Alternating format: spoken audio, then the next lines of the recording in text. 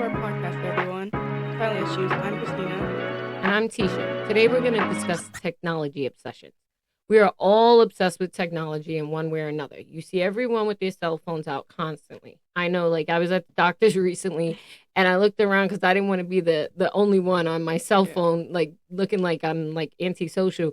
And I look around and everyone was on their cell phone but one person. And it was funny because it was an older lady and then younger. And I'm like, okay. And then, like, everywhere you go, you see everybody. Everybody's on the phone. Probably from COVID. Well, I think COVID enhanced it, but we were all, let's be real, we were always technology obsessed. Once we got it, it was like, oh, this little tool, I can do things all the time. Like, what's the first thing we do if we don't know something? We pull out our phone and we Google it, right? So we all do it. So, I mean, but the thing is, some people are so obsessed. Like, we were just talking about the data. I was looking at the data used on my plan, and my oldest son and my husband have the highest amount, like they're at like almost 30 gigabytes of data per month. And I mean, maybe that's not a lot to the average person because I don't normally look at that, but mine was like barely 6. So when I compare it, I'm like, holy crap. Now I know with my husband, he watches movies all day on his phone. I don't know what my oldest son's doing because he doesn't live here, but it's just interesting to see that. And I can imagine what the kids' data is, my grandkids, because you see, they're on always on it. They're on it all, like right now. They're on it. They're on it all the time. And kids, like that, I will say, because of COVID, I think kids are on it more because the schools gave them iPads or computers. And instead of doing schoolwork, they're sitting there, on their technology. Exactly. Like in school, when I'm teaching, I got to go to kids. No. Get off of that. Go on to what we're going. So I know it's all day long. They sneak out their phones. They want to look. And I can't pretend I don't do it. I mean, I don't at work. I'm not going to say it's definitely harder. If I'm teaching, if I'm in the middle of teaching, obviously I'm not using my phone unless they say, oh, miss, what's this? Blah, blah, blah. And then I'm like, oh, let me look it up. Then I'm using it for that purpose. But if the kids were like, say, taking a test, I'm not going to lie to you. There's times I'm like, okay, well, now let me look and see what email I got or whatever, because my personal email's not on my work computer. Or even if I'm doing it on my work computer and I'm looking at my school emails, it's the same thing. I'm still, looking at things. But I know for me at nighttime, that's more of my obsession time. Sitting in the bed, I'm watching TV, but I'm still on. It's hard to get off. Yeah, I'm still staring and scrolling and reading stories and you know me, I'm Google obsessed with reading articles and sharing it with everybody. I'm like sharing this article, sharing that article. But it's true what they say. You have to turn it off at least an hour before you go to bed because your brain. I don't think I've ever did that. And my students don't. And I do it. I make myself do it because then you're going to be obsessed. Yeah, I don't. Well, it's not just I'm going to be obsessed because I feel like to an extent I am. Like it's become part of my daily ritual. But the longer I stay on closer to trying to go to sleep, the harder it is to go to sleep because now I have all these stories or things I read playing out in my head. So I've learned if I shut it off and like give myself a good hour, then I'll be okay. But then I know we talked about this. This happens to me. In that hour, all of a sudden I see something pop up on TV and I'm like, crap, I want to look that up. Or I think of something I should have looked up, but I turned my phone off. So that's where the difference is. And I don't want to turn it back on to look that up. Whereas what do you do? I just leave it on. And sometimes things will pop into my head and I have to turn around or I'll get a notification and I'll just turn it on and then I'm on it and again. And that's why I turned it off. See, people don't understand. Like I always say, I used to leave my phone out all night, just especially when my kids were here and they were younger. God forbid something happened. I wanted to know. But I got to the point where I'm like, you know what? If something bad happens, unless I got to go help somebody, and now my kids, they're not going to call me for something like that. But if I have to go help somebody, that's the only time that I would need my phone. If something bad really happens, like sadly, someone dies, because we get those, I've gotten way too many of those calls in the middle of the night. But I know this can sound mean, but they're still going to be dead in the morning. So whether I get that call at 1 a.m. or I get that call at 6 a.m. It's going to make you feel worse at 1 a.m. Exactly. Because now I can't go back to sleep. Now I'm stressed about it and there's nothing I can do about it, right? So I started shutting my phone off kind of for that purpose because I was getting too much bad news in the middle of the night and it wasn't doing good for my mental health. Mhm. But because I shut it off, at least I can't do like all you kids do, Yeah. go right back on it. Because my students, they tell me, they'll go, Miss, oh, what is it? I forgot what it's called. When you guys are TikTok? no, it's not TikTok. When you guys are messaging Streak. They'd be like, oh, I had to get up because someone sent me whatever it is. And yeah, they like a Snap Streak. Yeah, or a there you TikTok go. streak. Yeah, I don't do those, so whatever. And they'll be like, I had to keep up with the streak, or the Yeah. person keeps texting me and saying, answer it, respond, or whatever. And I'm like, are you kidding? You get woken up out of your sleep to do this? And they're like, I mean, yeah. I See- get a notification and I have to snap them back. I mean, I can't lose the 200-day streak. Oh my God, what's going to happen? And this is what I said to them. Well, nothing's gonna happen, but I can't rebuild it. That's like 200 days worth of my time that I wasted. Okay, but you're still wasting. So you're No. wasting your sleep. You're getting up in the middle of the night. Now you see what I'm saying? People about being technology obsessed. She just proved it. She just proved it. I can't waste my time. I spent 200 days on the streak. So, what's another 200 days? Like of my Duolingo streak. Yeah, but that's not waking you up in the middle of the night. No. And I get it about streaks. Don't get me wrong. Like there's certain apps I use that I Mhm. want to make sure that every day I log into it so Yeah. that I have that streak. I get that. But my sleep versus a streak ain't happening. Ain't happening. And you Yes, kids wake up. I've paid to $5 for my Duolingo streak because I lost it. See, you're bugging. No. See, this is that obsession stuff. And I can't do it. I can't do it. Like, I'm obsessed with, yes, technology in a sense. I like to learn Mhm. and I like information. And I love the fact that I can get it so quickly because growing up, I'm a different generation. I actually had to use what's called an encyclopedia or a dictionary. Look, her head. If you guys could No. see the way her face looked, it would be hilarious. She doesn't even probably know what an encyclopedia is. But I had to use an encyclopedia or a dictionary to find out information. And you know what? You can't find out information on that. You have to go Yeah. Google. No, the Google didn't exist. There was no such thing. You had to open a book and look it up. And those books weren't updated. Like you had to go to the library to Mhm. use them. Or if you had a set, so like grandma had a set for us. But you figure, let's say she bought that and I'm going to really go back in the day here. Say she bought that in the 80s. And I'm looking at it in the 90s, that It's gonna information change, changed, yeah. right? So the last president is going to be the president that, whatever Mhm. was when she bought it.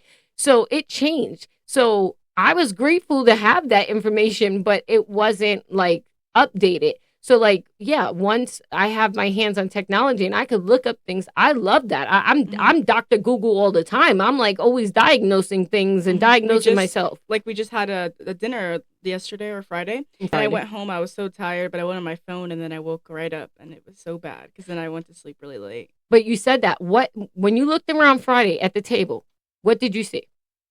Did you notice? Almost every guy in the family and your mom. Your mom was one because I was going to blame it all on the guys and then she had to ruin it. Her They phone. all had their phones out and they were on their phone. I was like, look at this. And mind you, even Grandpa, whose birthday it was, right? And he's in his 70s. He's on his phone. All the guys had their phones out and they're looking at I things. didn't know what to do because everyone was It's on called their phone. talk. It's called talk, socialize. But I know that's like a foreign concept. That's why yesterday when we came in from running around and we were having dominoes and Mhm. the kids sat at table, first thing they did, pick up that remote control to turn on TV. I said, nope, Mhm. we're not having TV while we eat. I need a moment. I We're usually going do to talk. that if I'm alone by myself, but if I'm with someone else, I'm not just gonna pull up my phone.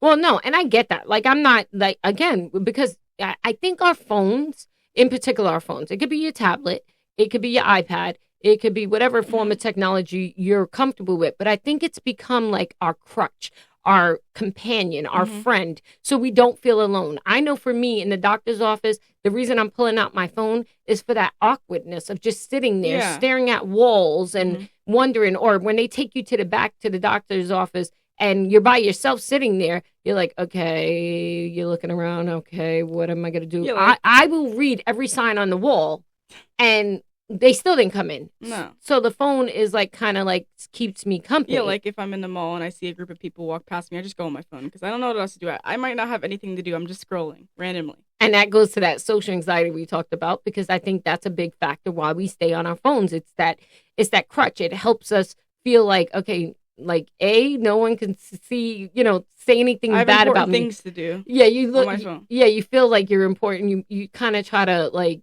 disguise yourself. But what I hate personally with technology obsession is people's lack of respect for others. So like the kids constantly on it where the sound is blaring loud and we're all around you, and they got 2 iPads going at the same time. So I bought them those Bluetooth glasses, or either that or headphones, just so I don't have to hear it. And then they still have it super loud that it's coming through. But they're gonna impair their hearing when they're older because of that. Oh, you're talking, Miss? I like to have my headphones in all the time and I can't hear anybody. Well, that's because of noise cancellation. Yeah, let's blame it on that. But I get it. But the point is, they sit there and they do that, right? And they're kids doing that. There's grown-ups that are like, let's be real, Grandpa is the worst. We're in the car with him, and I bought him the glasses, 2 people, and he broke like 4 pairs, okay? We're in the car with him, and he puts his phone on. He starts watching a video. He don't care how loud it is, that we'll all have to hear it, and I don't want to hear it. Or if he gets on the phone, he goes on his watch or speaker. Like, why do we all got to hear your conversation? But people do this all the time. They have no sense of anyone else around them, or they just don't care, you know? And so, like, you're in a store, and they're in the middle of the aisle with their phone in their hand, and they're blocking the aisle because they're texting or they're calling someone or they're watching something. You know, Robert used to drive me crazy with putting his phone on and have the music while we're walking up and down the aisles. Even though it's music we might like, everybody don't want to hear it. And like he don't care. Like he straight up will say, I don't care. But that's something that bothers me, because I feel like you should be respectful of others. Not everybody wants to hear what you're hearing or see what you're seeing. And so that's something that drives me insane, because I feel like people just don't respect others. Care. Right. They don't respect. And that's why they have noise cancellation headphones. People, like, we don't need to hear your stuff, you know? Or, you know, something else that drives me insane. And I was doing this, I think, yesterday or the day before. I was very aware I was doing it. I wasn't doing it because I wanted to. I was doing it in a sense because I had to. I had to. So it was texting and walking. I don't do that because, God forbid, I walk out into the street and get hit by a car or whatever. I don't text and drive. Like, I don't. Like your generation, you know, you guys and you know, Ty's generation know how to do that because you guys have done it for so long. Your fingers just know where everything is. Yeah. I don't do that. I can't. It's too distracting for me. I don't think it's a good thing to do, period. But I've seen Ty do it where he's not even looking at his phone. His thumb is just moving away. I can text without my thumbs like looking. But... not me. God knows what they would get. I mean, in a sense, yes, because I do the swiping. I do the swipe, but sometimes it gives the wrong words, you know. But stop when people are texting and walking in the road. That makes me insane because you're not paying attention. Or that speaker, you can press a speaker on an iPhone and you can say something into the mic. That's why. But then everybody's going to hear your conversation, and maybe you don't want them to hear what you just text. So there's that. If there's people around you, now if no one's around you, or you're with people you in the car, usually some people, if they do text, they use a speaker, but it's not good to do that either. Yeah, I mean, I don't. Like I said, I'm not big on texting and driving. I'll wait till I'm at a red light or something. But as far as like the texting and walking, like I was doing it. I think it was yesterday morning because someone texted me and I needed to respond. I was walking to the car and I needed to respond to tell them immediately what I was doing, whatever. And I felt like, I was like, this is one of my pet peeves. This is something that drives me insane because if someone's walking past you, you're not paying attention. You don't know if you're going to hit somebody, walk into something. You can't see in front of you and text. Right. So that's why I'm like, I don't know how people feel comfortable doing this all the time. But that drives me insane because they stop, like they block you. Yeah. Like they're just so obsessed and so self-absorbed. I feel like that's what technology has done to us. You can call people in a car. That's what usually people do. They're like, call this person to their car because they don't want to text them. Yeah, but let's be real. Your generation does not answer phones. See, she's quiet. Crickets. Because it's the truth. If I call Ty, he's like, I'm busy. Text me. Well, it's long. I don't feel like texting the whole book. Paragraph. Then he'll say, oh, why you text me so much? Well, you didn't want to answer. You know, and then he's like, I'm playing a game. Just text me. To me, it's easier to talk and play a game than it is to text. To play a game. But for him, I don't know. And like, that's the thing. Like, people do not want to talk. They just, and don't get it twisted. I used to be a talker on the phone because that's what we had. We didn't have texting. But like now, I sometimes prefer the text because it's just quicker. Easier. It's quicker. Well, if the person responds back, Yeah. that's the part that makes me crazy to waiting. But if just sometimes you don't feel like talking, like you don't want to have a long conversation, you just want to, quick here, listen to this, blah, blah, blah. But so I do that. But I'm just saying there's times, like I said, if I know it's going to be long, I want to have a conversation about it. Or I don't want to keep going back and forth. Or if I'm trying to do something, I can't sit there and text you if I'm trying to clean my house. I got to keep stopping to text. And so I don't get that with this generation, how you guys do that.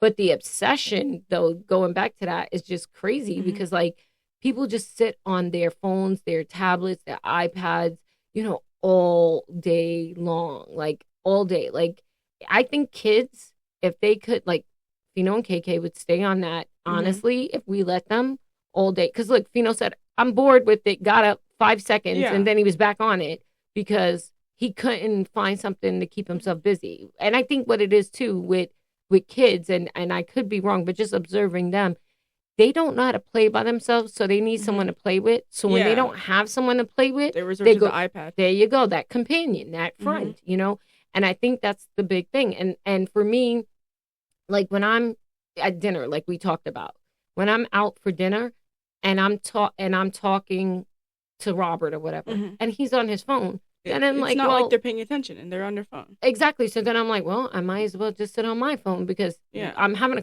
it's a one-way conversation. And I can say to him, oh, I'm trying to talk to you. And then he'll get an attitude. He can say he's listening. Yeah, he'll say he's listening. Then the next day I bring it up. Oh, you didn't tell me that. Yeah, I did, but you weren't listening, know?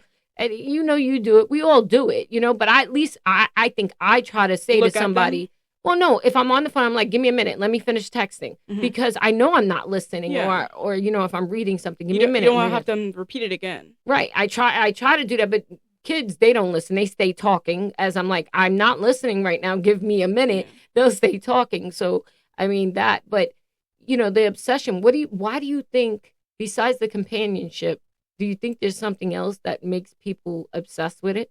Maybe it's just the comfort of knowing that that's there for you and it's not going to leave you. Like some people, like their parents, if they fight, they can go to their phone and it's a distraction. Like, I think that's that companionship. But I agree with you. That's completely a lot of the reasons because it's that friend that, you constantly have and they don't argue with you. Except, let's talk about that a little bit. The technology, the Googles and the Alexas, they make me angry because they don't give me my information. That's why I go to my phone. I'll ask Google something or Alexa, and she's like, I can't help you with that. Or some dumb response that wasn't what I asked, and then I argue with her. So then that's pointless. See, my phone doesn't argue with me. It gives me what I want. But I do think, besides the companionship aspect of us on the technology, it's also just like, I guess I don't know, it fills a void because it's constant information. So like when we don't know something, you'll have the answer. Right. Like if something's new happening on TikTok, well, now you want to know. Like TikTok sells everybody everything. Like you're constantly there's like a TikTok shop now. Really? It's like, you didn't know that? It's like Amazon, but it's on TikTok and you can just buy things people advertise. So it's easier. Oh, I did not know that. I don't go on TikTok like that because what happens when you go on TikTok? You get distracted and you can never get off. There you go. The never get off part. That's a true obsession. Like you get on and you want to find a new video and a new video and you just start watching. So I don't do it because I don't have time to waste like that on TikTok unless I just want to unless you have a free day. And even then, I'm not spending that many hours on TikTok like you do, like Robert has done. Anytime I send him a video that was on TikTok, forget it. I know he's going to be up there for a while. I'll hear the videos and I'm going, you're watching TikTok, aren't you? And like the kids, they don't do TikTok, but they do YouTube Shorts. Yep. Because those never end. You can just scroll forever. And those make me crazy because when you don't scroll, it repeats and repeats and repeats. And I'm like, can you switch it? Go to a new one. They have to hear it again. But I like when they just watch YouTube videos because they end and then they have to pick a new one. And then there's a point for it with the shorts. It just, those make me insane. But I think Grandpa watches some of the shorts too, the YouTube shorts. He watches some of them. And like, it just makes me like, I watch it. You might watch it a second time because maybe you miss something. But 3, 4, or you just let it keep playing. Oh my God, that drives me insane. I can't take it. But again, we're all obsessed in one way or another with our technology. And I don't think it's going to change because that's society. That's how we are. It is. I looking at all the generations. Grandpa's in his 70s. He loves his phone. I'm in my late 40s. I love my phone. You're a teen. You love your phone. My kids, 20s and 30s, love their phones. The grandkids, like babies now, watch TV, you know, like the iPads and stuff. Exactly. So everybody's doing it. Plus, we always have access to it because of the fact that even at work and school, they give us these devices. Exactly. We are given these to do work on, which we know the kids aren't doing. Let's be real. But this is what happens. You know, it's funny because some of my students actually say, can I get a paper and pencil? Because it's too distracting. I'm going to be distracted. Exactly. And I appreciate and respect when they know that, you know, because they're not going to get it done. But anyway, moving on from that. As always, thanks for joining us. And we hope you'll subscribe to our YouTube channel, Silent Issues 2024.